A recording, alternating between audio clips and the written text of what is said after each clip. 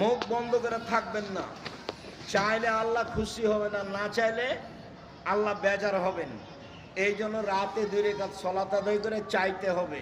পদ্ধতি এক, হাত তুলে দোয়া করলে কবুল হয়, এক্ষুনি দিতে হবে।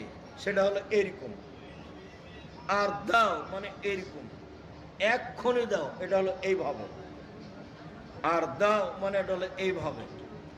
আগে হতে হবে ইসমে আজম। তো যেটা আমি বলি সেটা যদি মুখস্থ না থাকে তাহলে দোয়া ইউনুস, এটা হলো ইসমে আজম, লা ইলাহা ইল্লা আনতা সুবহানাকা ইন্নী কুনতু মিনাজ জালিমিন।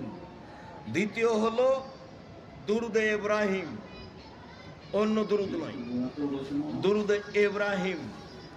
এরপরে আপনার যত প্রয়োজন আছে বলেন, নিজের থেকে শুরু করেন। আল্লাহ আমাকে পাপ থেকে বাঁচাও, জাহান্নাম থেকে রক্ষা করো,